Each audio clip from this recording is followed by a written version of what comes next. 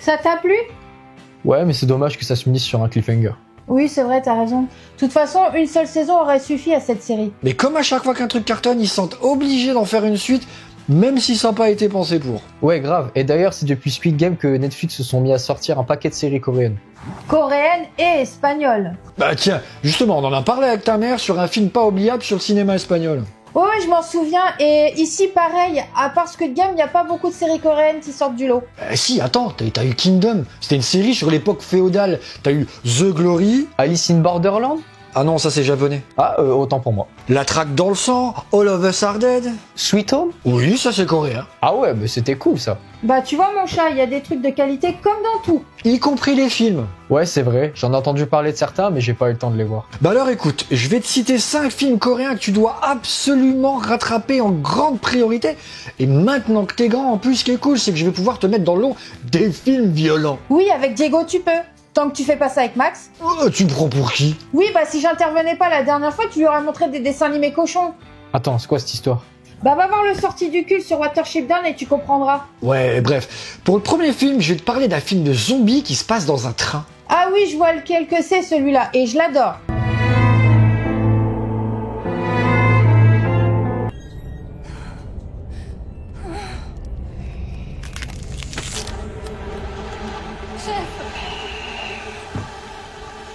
Un virus inconnu se répand en Corée du Sud. L'état d'urgence est donc décrété. Les passagers du train KTX se livrent à une lutte sans merci afin de survivre jusqu'à Busan, l'unique ville où ils seront en sécurité. Dernier train pour Busan est un film sud-coréen sorti en 2016 et réalisé par Yao Sang-ho, un auteur qui aura commencé dans l'animation avec des films comme The King of Pig, The Fake ou encore Seoul Station, qui sert de préquel au Dernier train pour Busan avant de se lancer dans le live avec Psychokinesis ou encore Peninsula, qui sert de suite au Dernier train pour Busan. Il sera aussi le co-auteur des 2 premiers volets de Manhwa Hellbound l'Enfer qu'il adaptera en série pour Netflix. Ah bah une de plus. Ce film a été une bonne surprise la première fois où je l'ai vu, notamment parce qu'il offre quelque chose de différent dans le sous-genre de l'horreur zombie, en présentant une série d'individus de la société sud-coréenne contemporaine qui doivent survivre du mieux qu'ils peuvent, enfermés dans un train surchargé de zombies. En d'autres termes, en plus d'être divertissant, ce film a un discours social qui l'éloigne de toutes les absurdités zombiesques qu'on voit parfois, mais qui sont très bons aussi s'ils sont bien traités.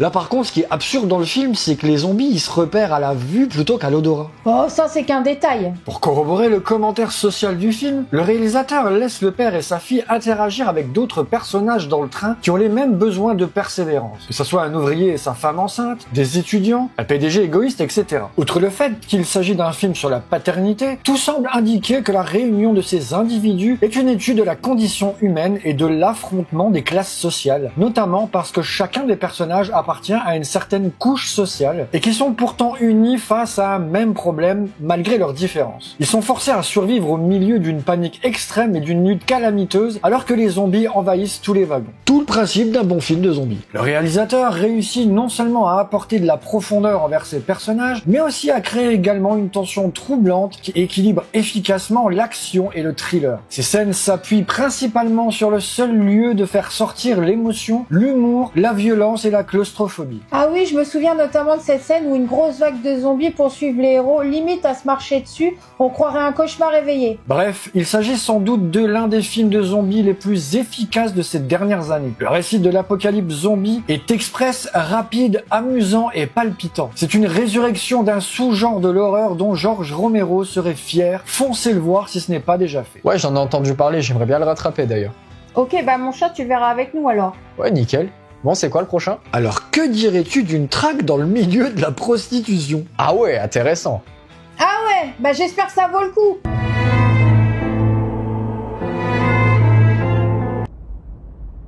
Au lieu d'extorquer du fric, tu ferais mieux d'essayer de les retrouver. Quoi? Depuis quand c'est moi qui extorque du fric?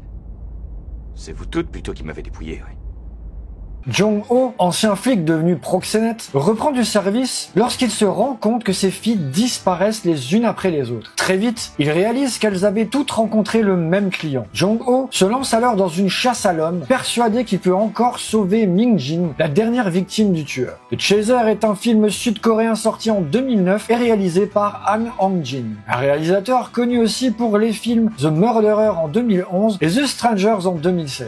Deux grands films eux aussi, et The Chaser n'échappe pas à la règle. Pour son premier film, Na Hong-jin vient parfaitement alimenter la vague du polar coréen dans laquelle certains grands réals du début des années 2000 ont fait leurs preuves. L'intrigue est ici un peu plus originale que la sempiternelle question de la vengeance obsessionnelle. Le protagoniste n'a rien du beau gosse dont on exaucera les méthodes expéditives au vu de la noblesse de sa cause, puisqu'il s'agit ici d'un ex-flic reconverti en Mac contraint d'enquêter sur la disparition de sa marchandise. Sa marchandise? Ouais, ça fait trop misogyne, ça. Oui, bon, bah, l'une de ces filles de maison close, alors. Resserré sur 24 heures, le récit déjoue les attentes de l'enquête ou de l'identification du tueur. De ce point de vue, la rapidité initiale, loin de frustrer le spectateur, accroît son attention puisqu'il se demande vraiment quelle direction va prendre l'intrigue. La question centrale est celle de l'établissement de la justice, une problématique permanente du genre. La progression est ainsi double et croise à plus d'une occasion l'incompétence de la police à la botte d'intérêts surtout politiques et celle d'un individu d'abord vénal puis progressivement ouvert à une forme d'humanité. Cette dernière question n'est pas la plus grande réussite du film,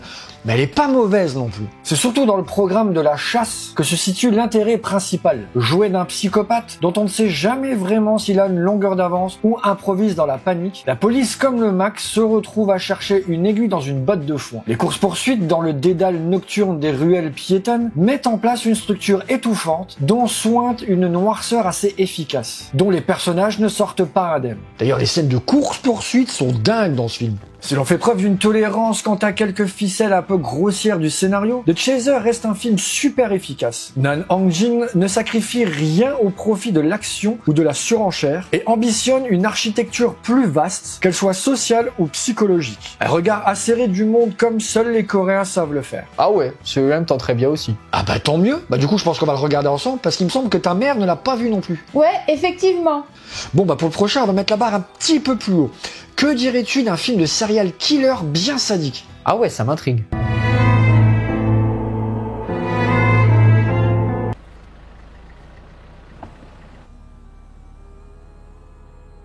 Mademoiselle, vous avez raté le dernier bus? Vous allez dans quel coin? Parce que sa fiancée a été tuée par un dangereux psychopathe, un agent de protection se met en quête du tueur afin de mettre un point final à ses agissements et étancher sa soif de vengeance. Deux hommes vont se livrer à combat d'une fureur absolue. J'ai rencontré le diable est un film sud-coréen sorti en 2010 et réalisé par Kim Ji-won, un grand réalisateur à qui on doit des films tels que Deux sœurs en 2003, A Peter Sweet Life en 2005 ou encore Le bon, la brute et le cinglé en 2008. Il a aussi réalisé Le Dernier Rempart avec Schwarzy, qui est pas son dernier film.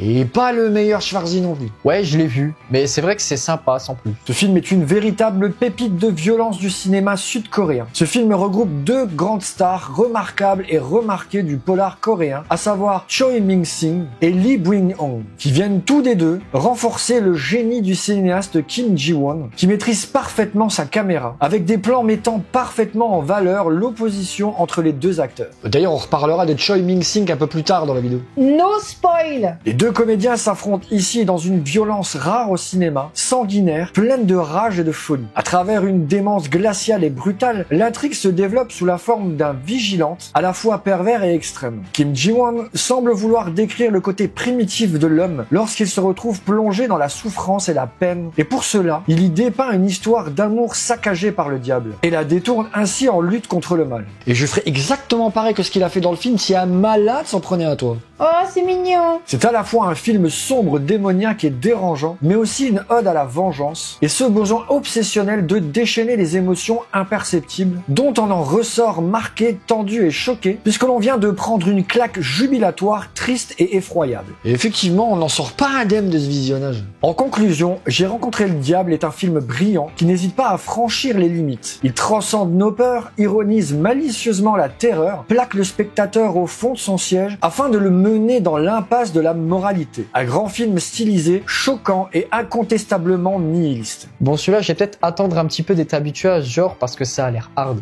Sage décision, mon chat. Bon alors, pour le prochain, que dirais-tu d'un polar basé sur un fait réel? Ah ouais, pourquoi pas. Relativement proches l'un de l'autre.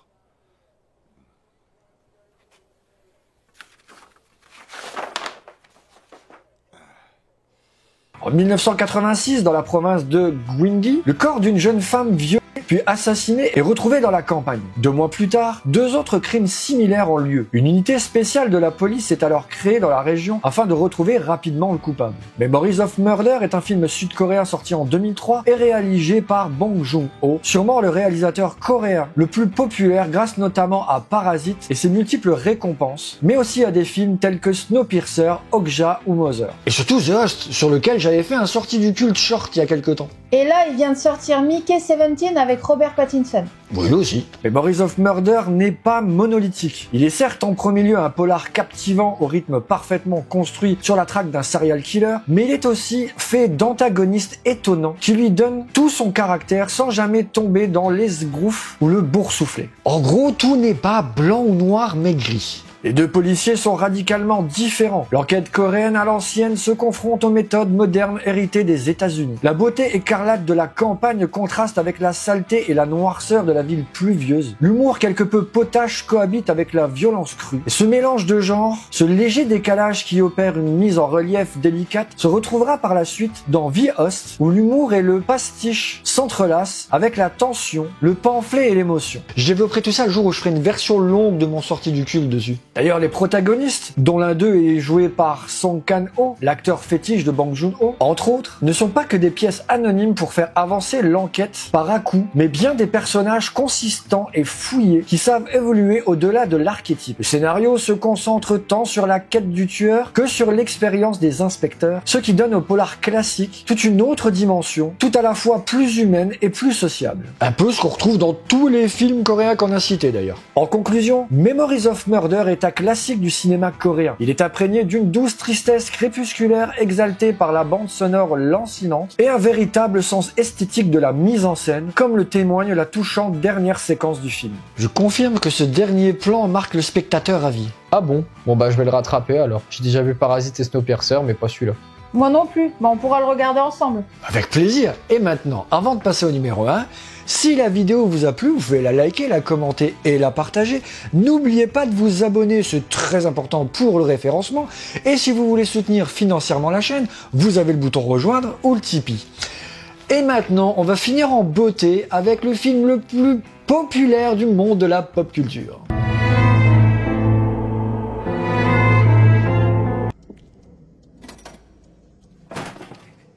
Attendez, non, revenez, non, monsieur, s'il vous plaît, je veux vous parler, revenez, rien qu'une minute, s'il vous plaît, je vous jure, c'est pas pour vous demander... Oh Dae-soo, marié et père de famille, est kidnappé sans raison apparente. Il se retrouve peu de temps après, dans une cellule privée, emprisonné pour une durée indéterminée. Un seul lien avec l'extérieur est une télévision par laquelle il apprend le meurtre brutal de sa femme, meurtre dont il est suspect numéro 1. 15 ans plus tard, il est relâché et va alors chercher à découvrir qui l'a kidnappé et pourquoi, mais son cauchemar ne fait que commencer. Old Boy est un film sud-coréen sorti en 2003 et réalisé par Park Chan-wook, l'un des autres grands réalisateurs sud-coréens à qui l'on doit des films tels que Joint Security Area, Sympathy for Mr. Vengeance, Lady Vengeance ou encore Mademoiselle. Que de grands films à rattraper, même si je suis un peu moins fan de Sympathy for Mr. Vengeance. Comme vous le savez, on a parlé il y a peu de films de vengeance dans un film pas oubliable sur le sujet. Il est d'ailleurs tellement riche qu'on pourrait en faire plusieurs numéros. Mais ici, on est dans un cas à part, car Park Chan-wook en a carrément dédié une trilogie de la vengeance et Old Boy en sera le deuxième volet. Le point commun des différentes histoires de vengeance, c'est qu'elles sont menées dans le but de trouver une sorte de paix intérieure. Une quête illusoire qui, bien évidemment, n'aboutit pas au résultat escompté. Chaque protagoniste de la trilogie perdra en réalité quelque chose de matériel et ou spirituel dans sa vengeance. Ce qui renforce le tragique de l'histoire et la rend plus percutante. Park Chan-wook apporte un soin tout particulier à l'esthétique de la mise en scène. Un esthétique que l'on pourrait qualifier de malsain et perverti. On le retrouve dans la violence qui souvent frôle morbide, avec notamment la scène lorsque Oh Dae-soo dévore un poulpe vivant, ou bien la mythique séquence de baston dans le couloir de la prison clandestine.